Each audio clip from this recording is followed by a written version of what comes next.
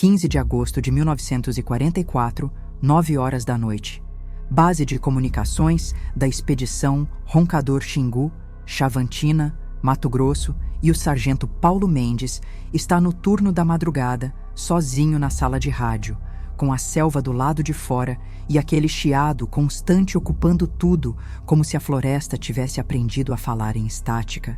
Ele monitora as frequências esperando o contato das equipes que estão no mato, 3 equipes, 27 homens no total, explorando o Brasil Central, abrindo caminho, mapeando rios, estabelecendo bases, a engrenagem viva da marcha para o oeste, o projeto do governo Getúlio Vargas para ocupar o interior, integrar o país, empurrar a fronteira para dentro e, no meio dessa missão oficial, à sombra de um objetivo que ninguém escreve em relatório com letras grandes, a obsessão antiga pelas cidades perdidas que o coronel Fawcett procurava quando desapareceu em 1925, Paulo está com os fones, o caderno de anotações aberto, a mão no botão de ajuste e por alguns minutos não existe nada, além de ruídos, chiados, interferência, até que uma voz aparece, fraca, distorcida,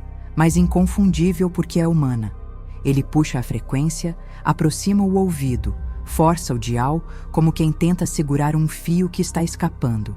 Alô, base, aqui equipe 3, comandante Ribeiro, estamos em situação crítica. Repito, situação crítica. Paulo pega o microfone sem pensar. Equipe 3, aqui base. Qual a natureza da emergência? Câmbio. E o silêncio que vem depois dura 5 segundos, mas parece maior, porque naquele tipo de silêncio você já sente que algo saiu do lugar. A voz volta, mais fraca, mais distante. Perdemos 4 homens, desapareceram. Simplesmente desapareceram. Estamos vendo luzes, luzes no céu. Não são estrelas, não são aviões, estão se movendo, vindo em nossa direção. Os homens estão com medo, alguns estão ficando loucos, precisamos de resgate imediato. Paulo sente a espinha gelar, tenta manter a voz firme. Equipe 3, mantenha a... Calma, qual sua posição exata? Vamos enviar resgate, câmbio, e de novo, o vazio. 10 segundos, 20, 30, o tempo abrindo um buraco na sala. Paulo insiste. Equipe 3, responda qual sua posição. E quando a voz volta, não é mais a voz do comandante Ribeiro, é outra voz, aguda, desesperada, gritando como se estivesse correndo de algo que não dá para ver. Elas estão aqui. As luzes estão em cima de nós, não consigo ver. A luz é muito forte. Comandante está caindo. Ele está... E então o rádio morre. Não é fim de transmissão. É morte mesmo. Um corte seco que deixa a sala muda. Paulo bate no botão, ajusta, chama, equipe 3, responda, nada. Só estática. Ele corre até a porta e chama o superior. Coronel, temos emergência. Equipe 3 em perigo. Perdemos contato. E o coronel aparece em segundos, ainda prendendo o cinto. O que aconteceu? Paulo explica rápido, mostra as anotações, 4 homens desaparecidos, luzes no céu, gritos, silêncio e... O coronel não discute, não questiona, só ordena, prepare equipe de resgate, saímos ao amanhecer. Mas no fundo ele sabe, porque a selva do Brasil Central já engoliu homens demais. E a equipe 3 pode ser só mais uma, mais 23 nomes que vão virar ausência. Mais uma linha que termina sem ponto final. Esta é a continuação da história da expedição Roncador Xingu. E se no primeiro episódio a gente entrou no coração do mistério, agora a gente vai para o lugar onde mistérios morrem ou sobrevivem para sempre. O arquivo, porque existe uma diferença brutal entre o que o povo lembra e o que ficou registrado, e é aí que mora o eco de 1943. O que permanece não é a lenda, é o rastro, relatórios oficiais da Fundação Brasil Central, diários de expedicionários, reportagens de jornais da Época, especialmente o Globo e Correio da Manhã, entrevistas dadas décadas depois, livros escritos por participantes, mapas originais produzidos pela expedição, e quando você coloca essas peças lado a lado, percebe que a história muda de forma dependendo de quem segura o papel, porque a expedição tinha objetivos oficiais, mapear a região, estabelecer bases, criar rotas de comunicação, integrar o interior ao resto do país, mas também carregava esse rumor persistente de um objetivo não, dito em voz alta, a cidade de Z, as cidades perdidas, a ideia de que havia algo no coração do Brasil que o mundo moderno ainda não tinha tocado. Centenas de homens entraram na mata, militares, engenheiros, médicos, geólogos, topógrafos, guias. E nem todos voltaram. Alguns foram encontrados anos depois quebrados por dentro, sem memória, falando de luzes, de vozes, de coisas que não cabem em relatório. Outros simplesmente sumiram. E é aqui que o episódio de hoje começa de verdade. Porque eu não vou te prometer revelação mágica. Eu vou te prometer algo mais raro. 3 peças que quase ninguém menciona quando conta essa história. 3 detalhes que mudam a sensação do caso. E uma pergunta que fica, mesmo quando a gente fecha o arquivo e apaga a luz, se isso foi só a selva, por que a história continua voltando como se nunca tivesse terminado antes de continuar? Eu preciso que você faça uma coisa rápida, se você gosta de mistérios históricos reais do Brasil, contados com documento, com registro, com método. Se inscreve agora e ativa o sino, porque aqui a gente não faz lenda solta, a gente segue arquivo. E deixa um like se você valoriza esse tipo de investigação. Isso empurra o vídeo para quem também gosta de história e verdade documental. E agora me responde nos comentários, direto, sem pensar demais. Se 62 homens entram numa região remota e parte deles não volta, o que você acredita que apaga mais a verdade, o medo ou o tempo? O coronel não dorme depois da transmissão. Ele fica andando de um lado para o outro, olhando para o mapa como se o papel fosse responder. E quando amanhece, a base acorda num ritmo que não é de expedição, é de emergência. Homem engolindo café sem gosto, cantil batendo na perna, facão no cinto, bússola na palma e uma frase passando de boca em boca como ordem e oração ao mesmo tempo. É a equipe 3. E eles saem com pressa. Mas a pressa na selva é traiçoeira, porque quanto mais você corre, mais erra. E mesmo assim eles avançam, porque no rádio alguém gritou. E quando alguém grita no rádio assim, é porque já está tarde. Eles seguem a trilha até onde dá, e depois a trilha vira mato, e o mato vira silêncio, e o silêncio vira aquele tipo de sensação que você só entende quando está no lugar, como se a floresta estivesse olhando de volta. E então, alguém encontra o primeiro sinal. Não é corpo, não é sangue, é pior, é coisa fora do lugar. É como entrar numa sala e ver a cadeira virada, um cantil largado, uma marca no chão, um equipamento deixado para trás, porque homem treinado não abandona equipamento sem motivo. E quando isso aparece, ninguém fala nada, mas todo mundo pensa a mesma coisa. Eles estavam com pressa, eles estavam fugindo, ou alguém tirou eles daqui. E quando a equipe de resgate alcança o ponto onde a equipe 3 deveria ter montado acampamento, não tem acampamento, não tem fogueira, não tem panela, não tem rede armada, não tem rastro claro de 23 homens, só um espaço estranho, como se o lugar tivesse sido usado e depois apagado. E é nesse momento que a história muda, porque antes era perdemos contato, agora é não tem ninguém. E o coronel manda ampliar a varredura, divide homens, manda um subir, outro contornar, outro seguir o rio, e cada grupo some de vista do outro em minutos, porque a selva separa pessoas com facilidade, e é aí que a palavra medo aparece pela primeira vez em voz alta, não como fraqueza, mas como aviso. Não se afastem, não se percam, não fiquem sozinhos. E mesmo assim, alguém fica sozinho por alguns segundos, porque basta amarrar a bota, basta olhar para trás, basta um passo fora do compasso, e quando ele volta a levantar a cabeça, a mata parece diferente, como se o caminho tivesse mudado de lugar. E então, no fim do dia, o resgate volta para a base com a pior notícia possível. Não é encontramos mortos, não é encontramos vivos, é não encontramos nada. Porque nada é o que alimenta o eco, nada é o que permite que o caso vire lenda. E é nessa hora, já com o céu escurecendo de novo, que alguém pergunta o que ninguém queria perguntar. E se eles não estiverem perdidos? E se eles estiverem escondidos de alguma coisa? E aqui entra o arquivo, rápido, sem discurso, porque o arquivo não serve para te entreter. Ele serve para provar que isso aconteceu. E quando você lê os registros, tem uma coisa que aparece mais de uma vez, como um padrão. A palavra que o Brasil inteiro conhece, mas que naquele contexto pesa como pedra, desaparecido. E agora eu quero te prender com a pergunta certa, porque a pergunta não é o que eram as luzes. A pergunta é: por que uma equipe inteira pode sumir sem deixar rastro suficiente para uma equipe de resgate seguir? A equipe de resgate volta para a base no fim do dia sem trazer ninguém. E isso é tão absurdo que ninguém sabe como escrever.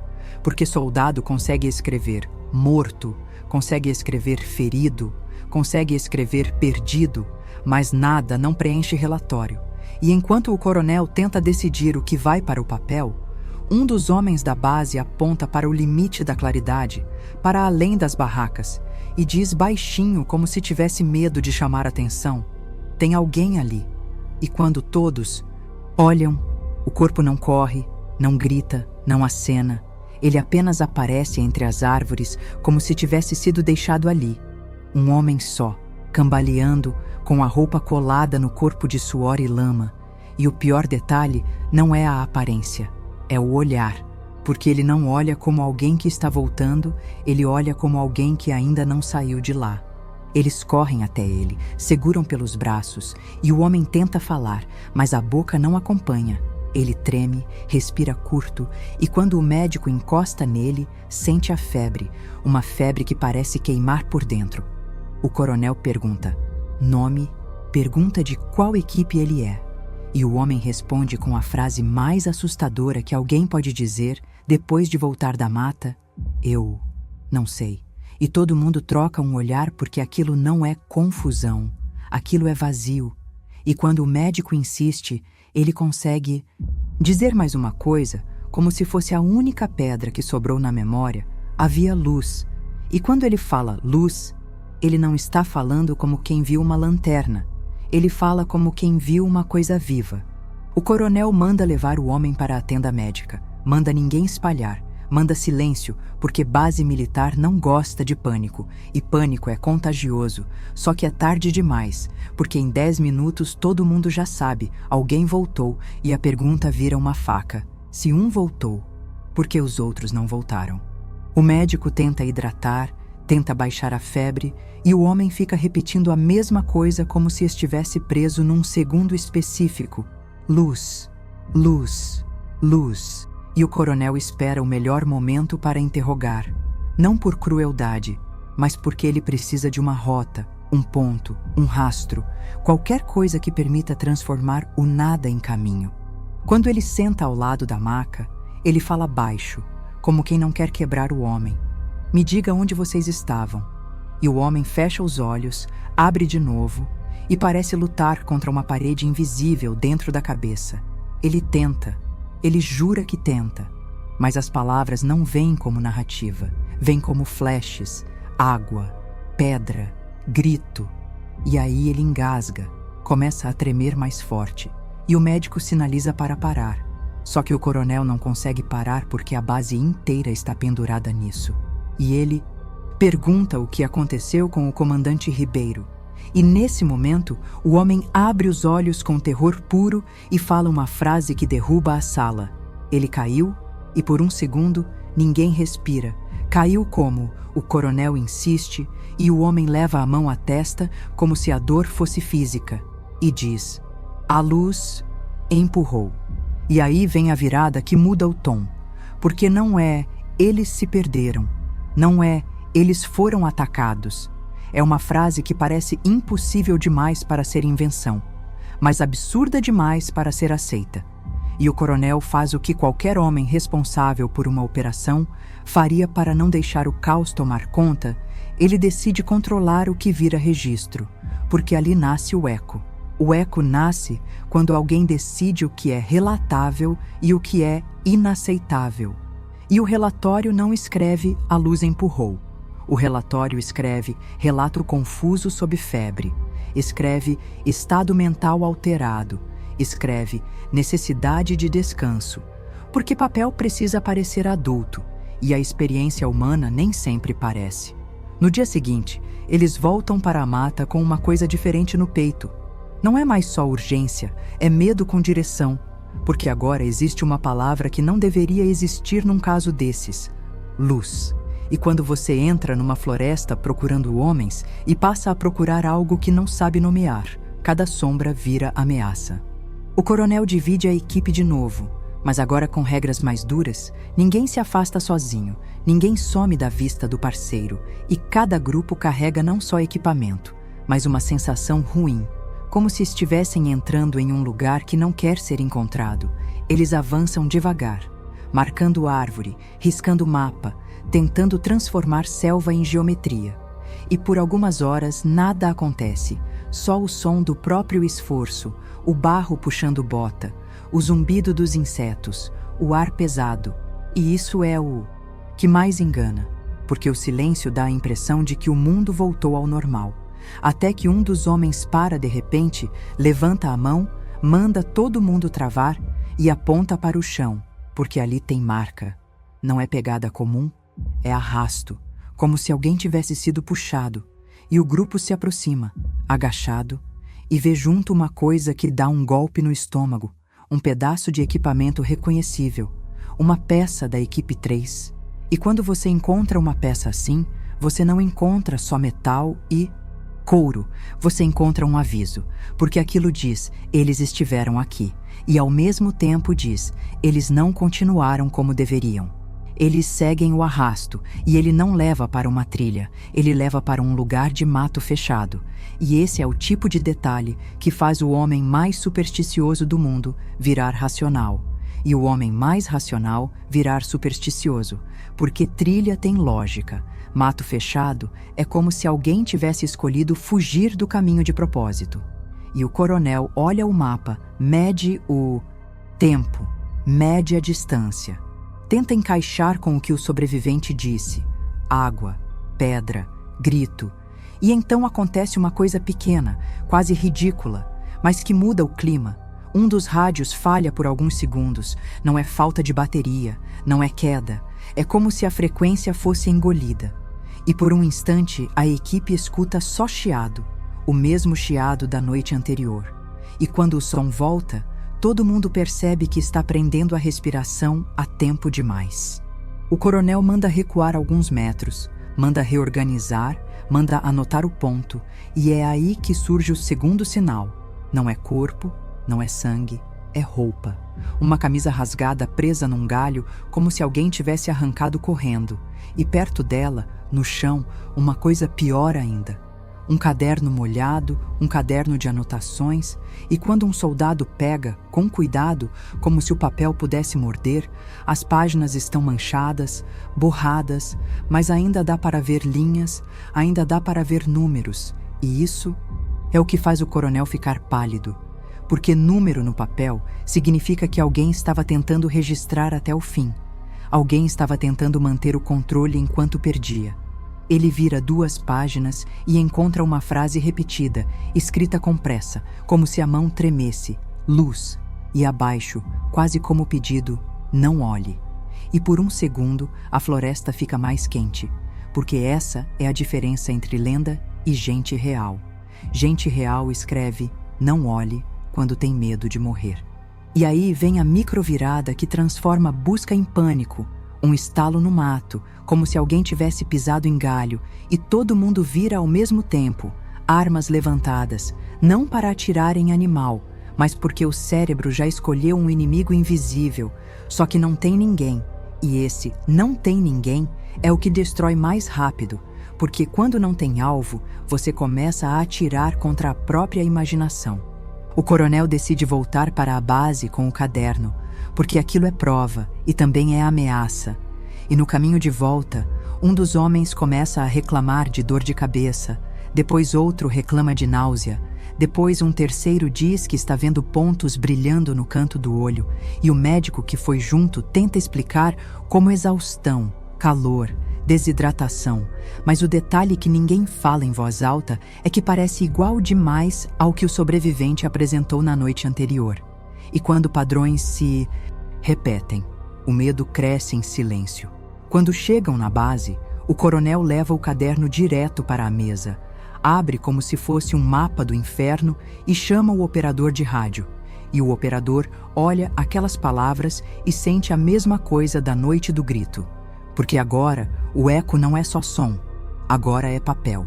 E papel não grita, papel prova. E é aqui que eu quero deixar uma coisa clara para você. Sem cortar o ritmo, esses trechos existem porque alguém escreveu. E quando alguém escreve no meio do caos, aquilo é o mais perto que a gente chega de uma testemunha congelada no tempo. Agora me diz uma coisa, de verdade.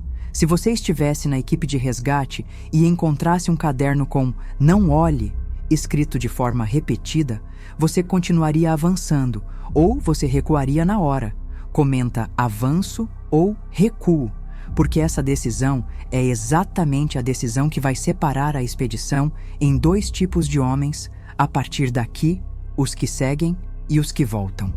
E é nesse ponto que o coronel toma a decisão mais perigosa de toda a operação. Porque ele entende que existem duas batalhas acontecendo ao mesmo tempo, uma contra a selva e outra contra o pânico, e pânico derruba a expedição mais rápido do que febre. Então ele decide que nem tudo que a equipe viu vai para o papel do jeito que foi visto, ele decide filtrar. E essa filtragem é o que cria o eco, porque o que não é escrito vira espaço para a lenda, e o que é escrito de forma fria vira espaço para a interpretação. Só que tem um problema, porque a imprensa não espera o coronel decidir. A história vaza sempre, e ela vaza do jeito mais humano possível, não por conspiração, mas por boca, por cochicho, por alguém que escreve para a família, por alguém que fala com um conhecido na cidade mais próxima. E quando você percebe, tem gente do lado de fora fazendo a pergunta errada, tem coisa no céu, em vez da pergunta certa. Porque uma equipe inteira some e o resgate começa a voltar doente. E aqui entra o momento que muda o episódio, porque no meio desse caos aparece a segunda pessoa que volta, e ele não volta cambaleando como o primeiro. Ele volta correndo, ele aparece no limite da mata como se fosse fugir da própria sombra. Ele cai de joelhos na areia da base, sujo, arranhado, com os olhos arregalados, e ele não pede água. Não pede comida, não pede médico, ele pede uma coisa só: apaguem a luz.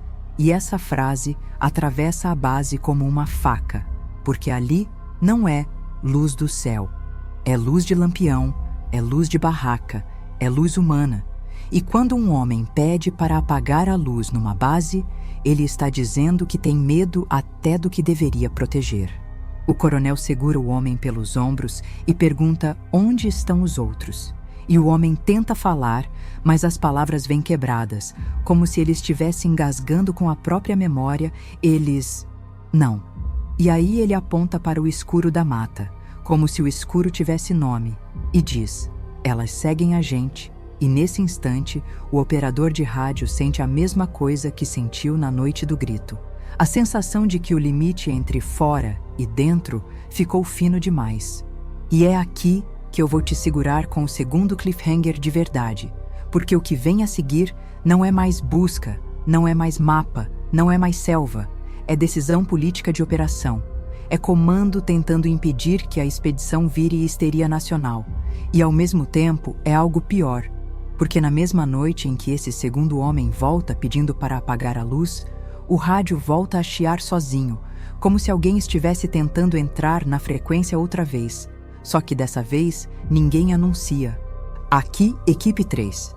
Ninguém dá nome, ninguém dá posição, só vem uma coisa, um som curto, repetido, como se fosse um padrão, como se fosse um sinal. E o sargento Paulo, que já ouviu estática a vida inteira, percebe na hora que aquilo não é interferência comum. E ele vira para o coronel e diz a frase que ninguém queria ouvir de novo: "Coronel, tem alguém aí?" O coronel olha para o operador de rádio e não pergunta: "O que foi?" Porque ele já sabe que foi alguma coisa. Ele pergunta: "Dá para gravar?" E o operador responde que não tem gravador, que o que existe é papel e ouvido. E nesse instante, a base inteira parece pequena demais para o tamanho do medo. Porque quando o rádio chia sozinho de novo, todo mundo entende que não é só a equipe 3 que está em jogo, é a própria base. É o limite entre a selva e o acampamento. E é aí que o coronel faz. Uma coisa que oficiais fazem quando a realidade começa a escapar: ele cria procedimento, ele transforma pânico em protocolo, manda apagar parte das luzes externas, manda reforçar sentinelas, manda ninguém sair em dupla sem autorização, manda o médico separar os 2 homens que voltaram, porque se eles ficam juntos, eles se alimentam do próprio terror, e medo em grupo vira incêndio. O segundo homem, o que pediu para apagar a luz, fica sentado no chão da tenda médica como se a cama fosse perigosa. Ele não para de olhar para a entrada, como se esperasse alguma coisa entrar, e o médico tenta fazer perguntas simples: nome, unidade, equipe. Mas o homem responde em pedaços. E no meio desses pedaços, ele repete uma coisa que cola na cabeça: "Não olha direto, não olha direto." E o médico tenta entender se isso é ordem de sobrevivência, se é delírio, se é trauma. E então ele pergunta, direto: "Você viu o quê?" E o homem engole seco, como quem engole vergonha, e diz: "Parecia fogo frio." E nessa frase a base toda muda de temperatura. Porque fogo frio não é palavra técnica. É palavra de alguém que não tem vocabulário para o que viveu. Do lado de fora, o sargento Paulo volta para a sala de rádio como se ela fosse uma trincheira. Ele ajusta a frequência, anota o horário, anota a intensidade do chiado, e o coronel está ao lado dele, em pé, silencioso, porque ele percebe que agora existem 2 guerras: encontrar os homens e impedir que o caso destrua a própria operação. E é nesse exato ponto que nasce o eco, porque o que você registra vira história, o que você não registra vira mito. E o coronel está tentando equilibrar os 2 sem deixar a base desmoronar. E aí acontece a coisa que ninguém quer acreditar quando conta depois, porque parece roteiro, mas é o tipo de coisa que entra na memória de quem estava ali como ferro em brasa.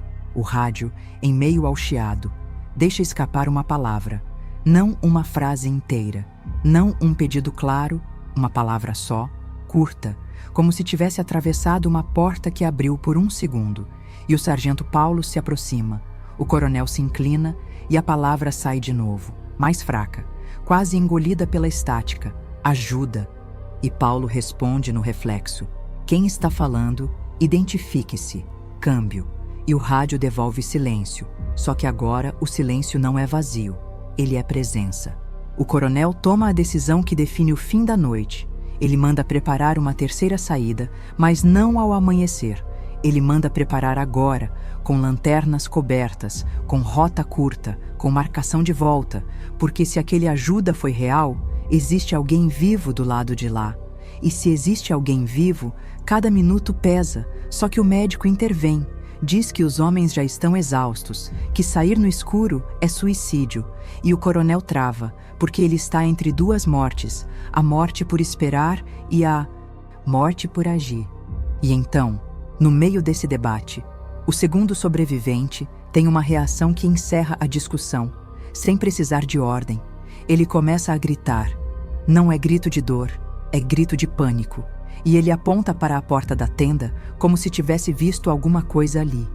Ele grita: "Apaga, apaga, apaga."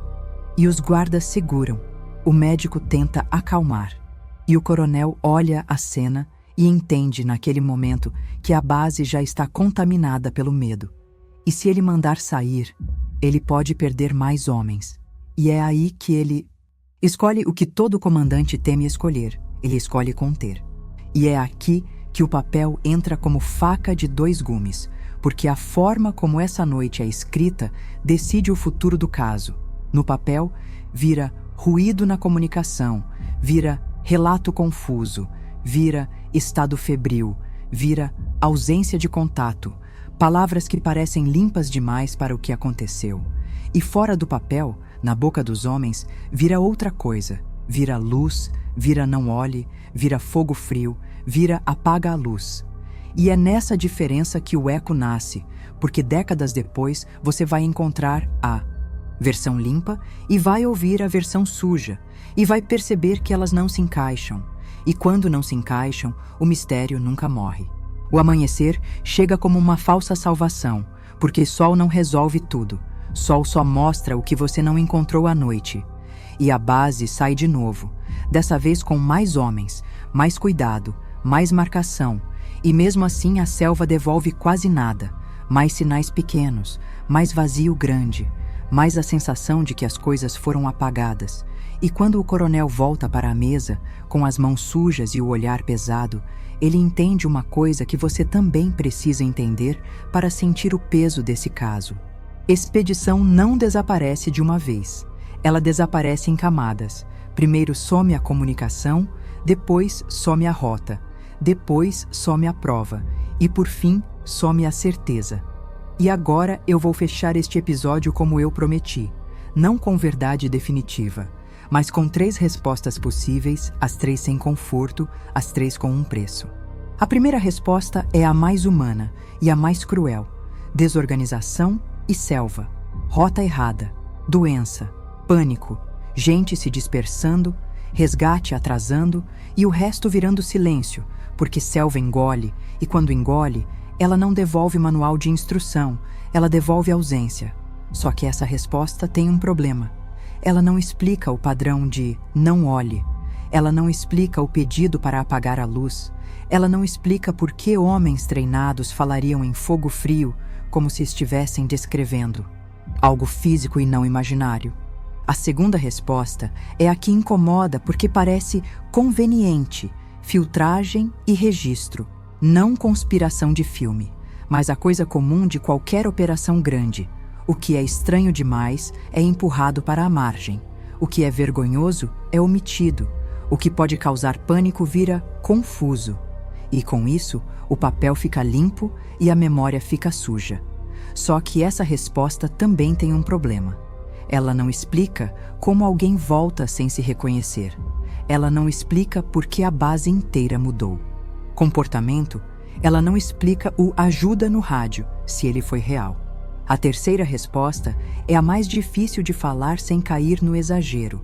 Fenômeno desconhecido, algo que eles encontraram e não tinham nome, algo que alterou percepção, memória, comportamento e que transformou a selva num lugar ainda mais hostil do que sempre foi. Só que essa resposta tem um preço. Ela exige humildade, exige dizer eu não sei. Exige aceitar que existem experiências humanas que não cabem bem em relatório. E é exatamente por isso que ela é a que mais vaza para a lenda. Porque lenda não exige prova, lenda exige medo. E no fim, o que fica não é uma explicação confortável, é um retrato duro de como mistérios reais nascem. Primeiro some a voz no rádio, depois some o rastro no chão, depois some a clareza no papel e por último some a paz de quem ficou esperando notícia. Porque enquanto a base tenta manter a operação de pé, existe um outro lado dessa história que não aparece em mapa nenhum. O lado de fora, as famílias, gente que não viu luz nenhuma, que não entrou na mata, mas que vai viver o resto da vida presa no mesmo segundo, o segundo em que alguém parou de responder. E é por isso que o eco de 1943 não morre, porque não é só uma história estranha na selva. É uma ausência oficializada, uma lista de nomes que virou silêncio e um punhado de registros frios tentando segurar uma experiência que, para alguns, foi grande demais para caber em relatório. E quando o papel não consegue conter o que aconteceu, o que sobra para o país inteiro é a forma mais perigosa de memória, a memória quebrada. aquela que cada pessoa completa com medo, com imaginação, com rumor, com manchete, com frase repetida, e aos poucos a expedição deixa de ser só uma operação e vira um fantasma nacional, não porque alguém inventou do nada, mas porque ninguém conseguiu encerrar de verdade. Agora me diz uma coisa, de coração. Você está gostando de ver essa investigação como uma série, com capítulos que vão abrindo peças novas aos poucos? Comenta série se você quer que eu continue desse jeito, porque no próximo capítulo a gente não vai voltar para a luz no céu. A gente vai para o que dói de verdade, a busca que não encontra, os nomes que não voltam, as cartas, os telegramas, as respostas tortas. E o que acontece quando uma família percebe que o Estado pode até ter relatório, mas não tem corpo, não tem despedida, não tem fim. Se esse vídeo te prendeu até aqui, deixa o like e se inscreve, porque é assim que essa investigação continua e porque a história oficial só apaga o que a gente para de olhar. E aqui a gente não para. Muito obrigada por assistir até aqui. Instituto dos Mistérios, quando a história oficial silencia, os arquivos falam.